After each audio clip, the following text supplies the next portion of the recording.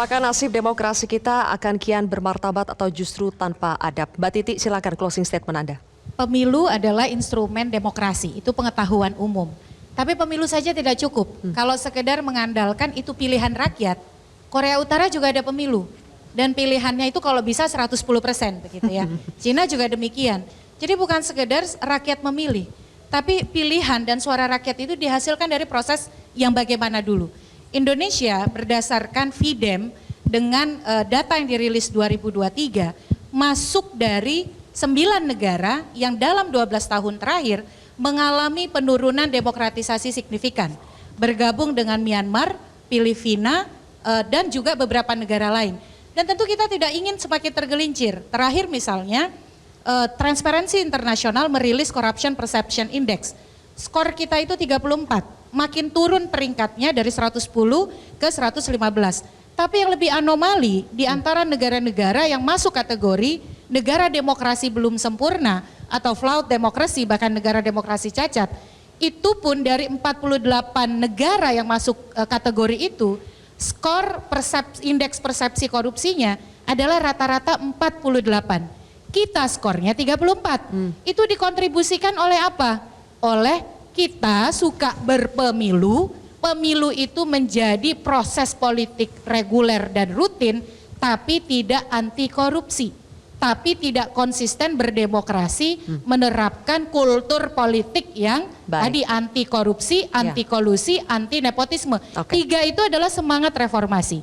Kalau kita tidak selamatkan kawal suara demi demokrasi bermartabat, bukan tidak mungkin kita akan lebih melorot lagi. Kita berikan tepuk tangan.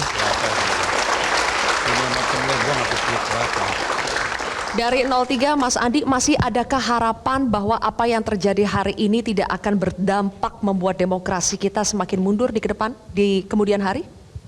Ya, kami akan menggunakan semua koridor yang disediakan oleh rejim pemilu kita ya untuk memastikan pemilu 2024 ini melahirkan demokrasi yang bermartabat. Jadi karena itu kami akan secara serius ya menilai, menganalisis anomali kejanggalan, lalu memprosesnya jika terjadi kecurangan, apakah lewat mekanisme Bawaslu ataupun nanti melalui sengketa di Mahkamah Konstitusi. Kami juga sudah melakukan konsolidasi agar teman-teman kami yang ada di DPR mampu melakukan menginisiasi hak-haknya ya agar pembelajaran dari apa yang kita alami di pemilu 2024 ini minimal tidak lagi terulang. Jangka pendek adalah untuk pilkada 2024. Ya, pilkada. Kita berikan tepuk tangan untuk Mas Andi. Bang Nusron, janji di pemerintahan baru nanti jika betul-betul Prabowo Gibran terpilih, bisakah menjaga demokrasi kita tetap bermartabat? Karena demokrasi itu adalah kekuasaan paling tinggi di tangan rakyat, kedaulatannya adalah kedaulatan rakyat, maka martabat paling tinggi itu adalah di tangan rakyat juga.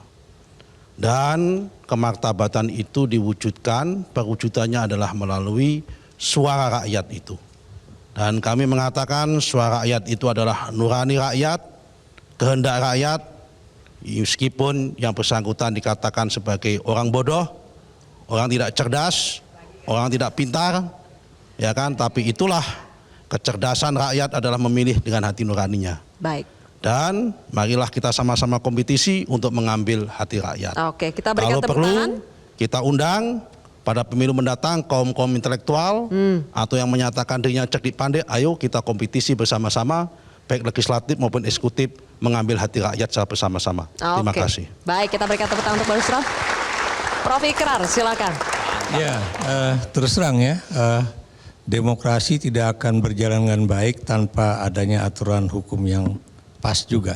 Dan saya berharap ya, dua teman saya di kanan kiri ini ya, yang adalah ahli dalam bidang hukum, mudah-mudahan juga mempersiapkan kira-kira undang-undang apa saja yang harus direvisi ya, termasuk KPK dikembalikan kekuatannya ya, kemudian juga undang-undang pemilu juga demikian, undang-undang mengenai Mahkamah Konstitusi juga harus disempurnakan, dan juga yang lain-lain. Yang kedua yang juga cukup penting, Yang namanya demokrasi itu tidak akan berjalan baik tanpa adanya oposisi yang loyal ya. Dan karena itu saya berharap ya, bukan cuma PDIP yang sudah membuktikan dan juga dulu Gerindra ya, sudah membuktikan bisa menjadi oposisi yang loyal pada era SBY, dan mudah-mudahan sekarang juga bisa menjadi oposisi yang baik pada era Prabowo Gibran lah. Gitu. Oke, baik, kita berikan tepuk tangan untuk Prof. Ikrar. Mas Dirman, silakan closing statement-nya. Ya, terima kasih. Pertama, saya ingin sampaikan sekali lagi penghargaan pada relawan, para saksi yang terus bekerja sampai sekarang ya, menjaga suara semuanya saja. Yang kedua, kita punya 2 track perjuangan sama-sama. Satu, elektoral kita selesaikan sekali lagi dengan baik, dan nanti yang menang diberi kesempatan memerintah, yang kalah sebaiknya jadi pengimbang supaya ada. Karena kekeliruan 2019 adalah yang kalah nyebrang, kemudian jadilah pemerintah sangat kuat sekali, pengimbangnya sangat lemah. Terus jadilah proses yang seperti boleh melakukan apa saja, dan saya kira Mas Andi dan saya bagian dari pemerintahan yang awal juga. Jadi mudah-mudahan track elektoral selesai, tapi jangan lupa bahwa ada track menjaga demokrasi. Dan itu tugas kita semua, mengembalikan norma, mengembalikan etik, mengembalikan moral, supaya demokrasi kita bermartabat. Baik, kita berikan tepuk tangan untuk Mas Dirman. Dan terakhir untuk Mbak Bibip, rakyat sudah memilih, bisakah kita melihat ini sebagai bagian dari proses pendewasaan demokrasi kita, atau suatu hari nanti kita akan membayar atas pembiaran yang terjadi dalam kondisi iklim demokrasi kita hari ini? Ya, jadi kalau dikatakan kawal suara demi demokrasi, saya satu mau mengingatkan bahwa demokrasi itu bukan angka. Betul suara penting, tapi kita juga harus selalu kritis untuk melihat bagaimana suara itu didapatkan. Bagaimana angka itu didapatkan, itu satu. Kemudian yang kedua, kalau berbicara demokrasi bermartabat, saya mau bilang bahwa betul demokrasi itu bicara soal rakyat.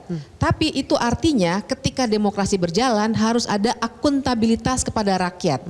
Dan itu hanya bisa dilakukan kalau kita punya oposisi. Jadi saya punya harapan pada 01 dan 03 nantinya jangan langsung bernegosiasi siapa yang dapat menteri, siapa dapat komisaris, tapi beneran jadi oposisi bersama dengan warga. Kita tuntut setiap hari, kita bilang bahwa rakyat itu bukan cuma pencoblos. Tapi rakyat adalah warga yang akan selalu memperjuangkan haknya di antara 2 kali pencoblosan, di antara 2 pemilu gitu. Jadi saya ingin bilang begitu, rakyat itu bukan cuma pencoblos, bukan cuma suara yang kemudian bisa dimanipulasi, tapi adalah warga yang berdaya, yang punya hak yang harus dipenuhi oleh para penguasa negara. Baik, kita berikan tepuk tangan. Terima kasih kepada para narasumber kami hari ini, Mas Andi, Bang Nusron, Mas Dirman, Mbak Bibi, Prof. Ikrar, dan juga Mbak Titi. Terima kasih sudah hadir.